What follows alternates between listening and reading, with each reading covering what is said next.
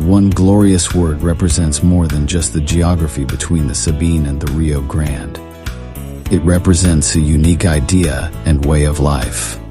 A life of rugged individualism, proud self-reliance, gritty toughness, and fierce independence. That is what made Texas, and that is what will save her again. Howdy, folks. Sam Houston here. I want to thank you for tuning into the Feed Bandit podcast. Feed Bandit is the Texas first outdoors brand built by rabid Texans, for rabid Texans, and all those who aim to be one someday. We unapologetically promote the ideals that shape our Texas pride and Texas first patriotism through our love of hunting, the outdoors, and the gear and apparel we create. Texas, above all else, preserve the tradition, protect the legacy. Check us out at feedbandit.com. And to repeat that great rallying cry from a former colleague of mine, liberty or death. Now, enough of my talking. Here are a couple of bandits that love Texas as much as I do. Enjoy.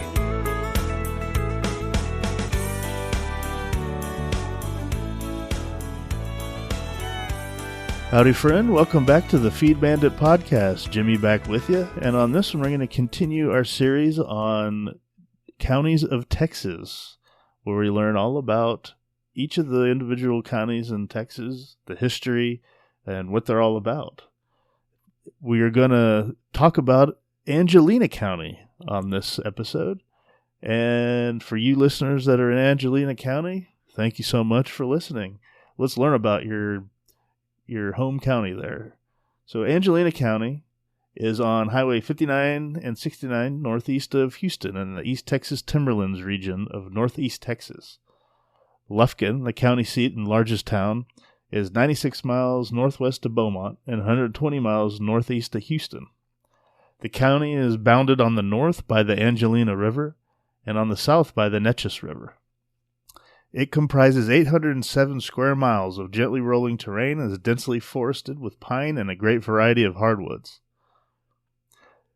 Altitudes range from about 200 to 380 feet above sea level, and the Angelina River drains the northern and eastern parts of the county, and the Neches drains the southern and western parts. The largest body of water in the county is Sam Rayburn Reservoir on the Angelina River.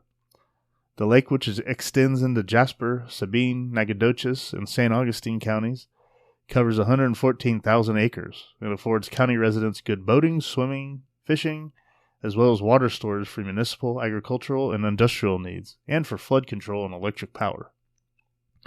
Most of the county is surfaced by sand and mud containing lignite and bentonite. This soil underlies rangeland and cropland and is exploited for mineral production. The northernmost edge of the county, generally the area north of Lufkin, is covered by thin to moderately thick clay sands over steep slopes and rolling hills. In the piney woods area, longleaf, shortleaf, loblolly, and slash pines provide excellent timber.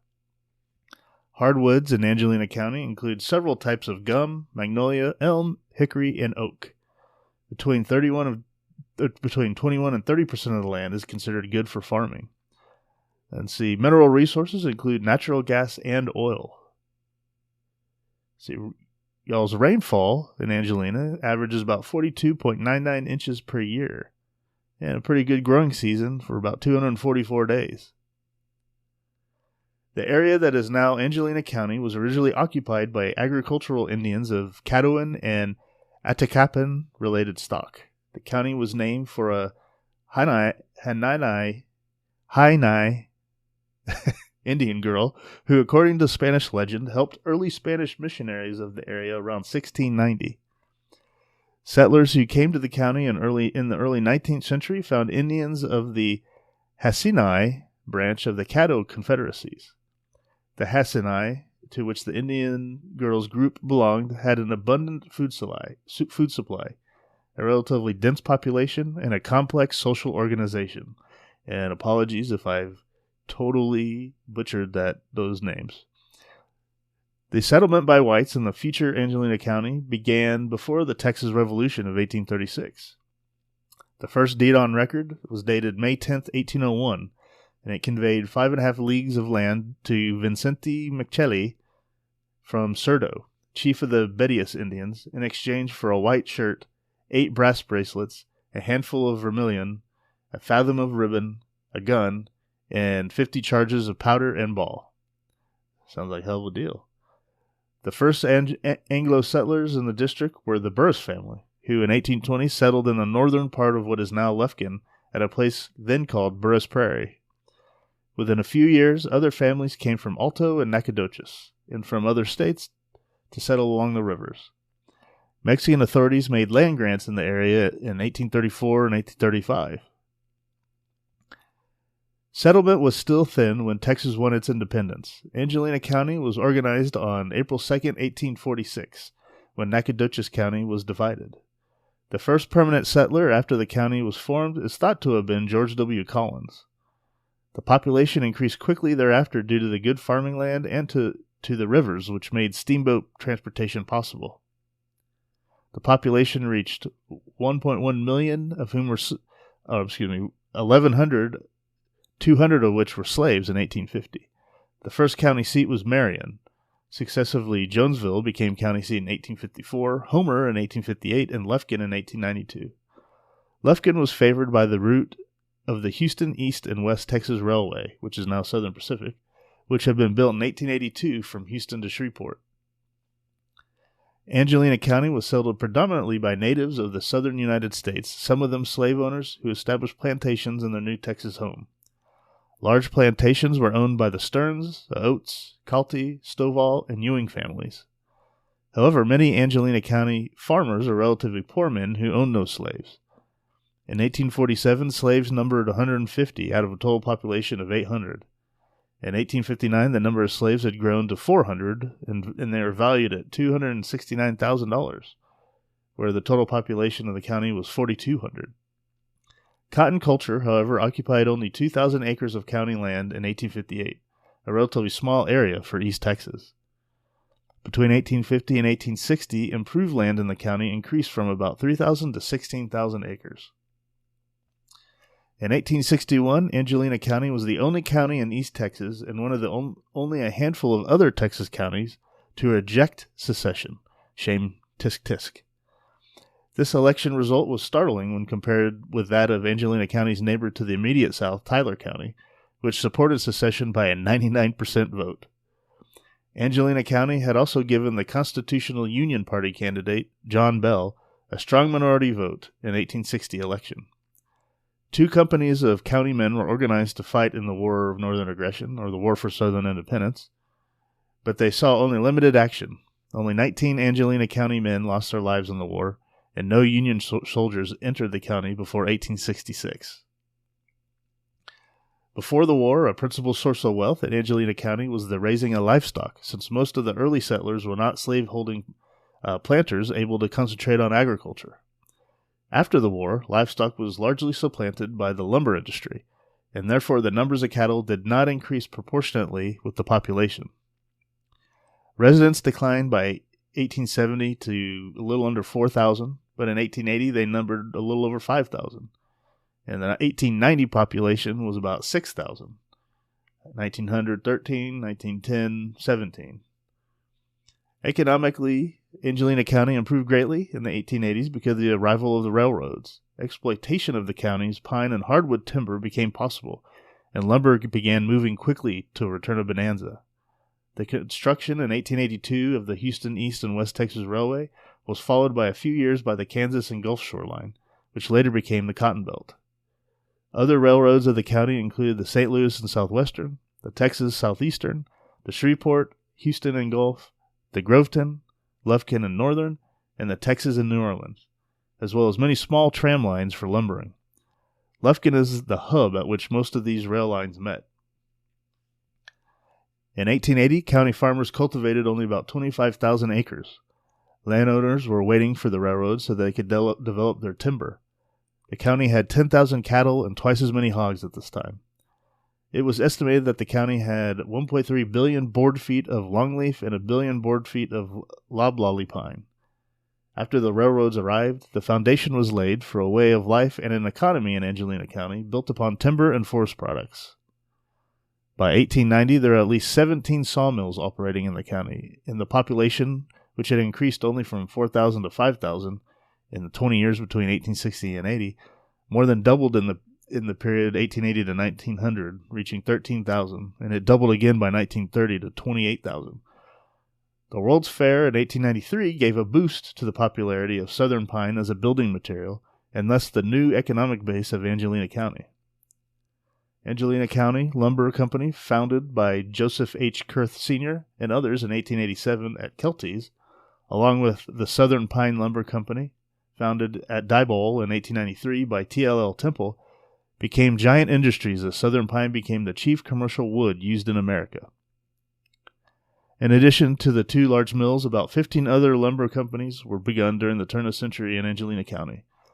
From a modest beginning in 1855, when Dr. W. W. Manning operated the first Angelina County sawmill and employed 12 men, to today, when the annual payroll of a single sawmill may be in the millions of dollars, Angelina County has built steadily on its timber resources.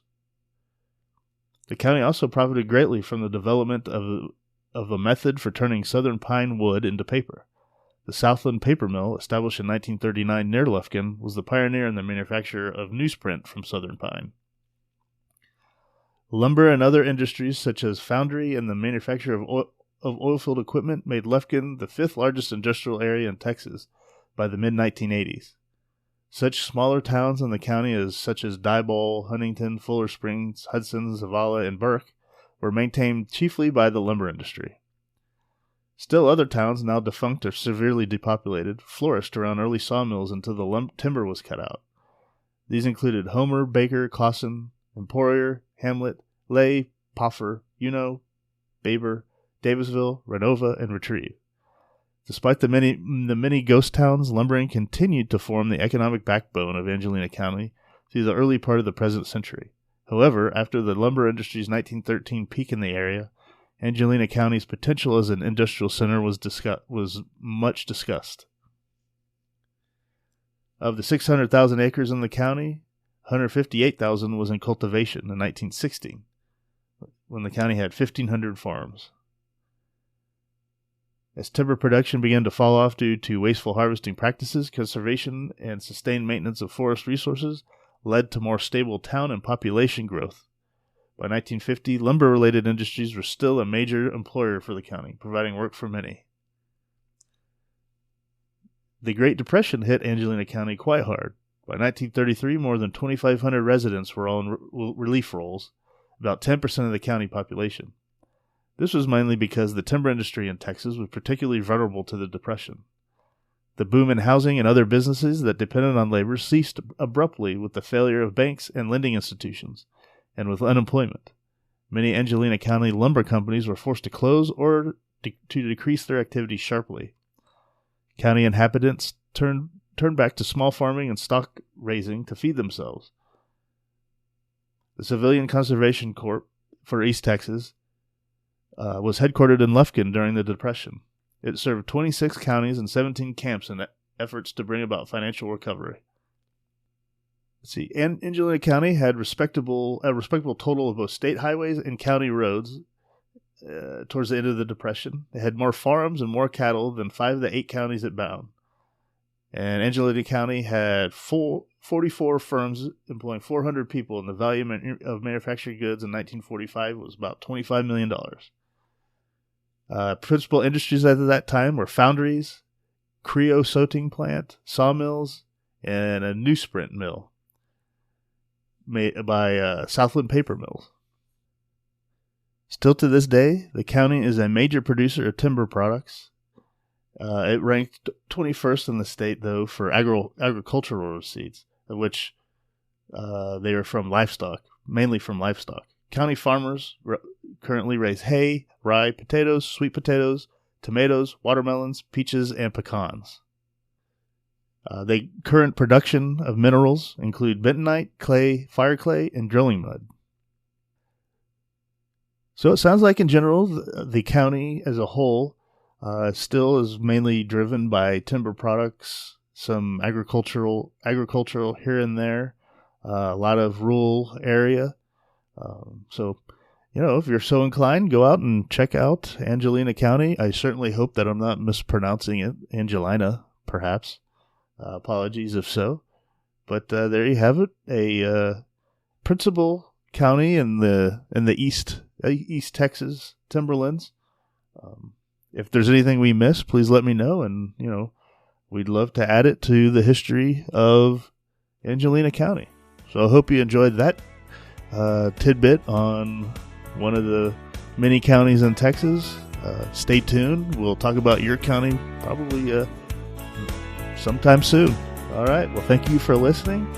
And remember, support your local feed store. Y'all take care.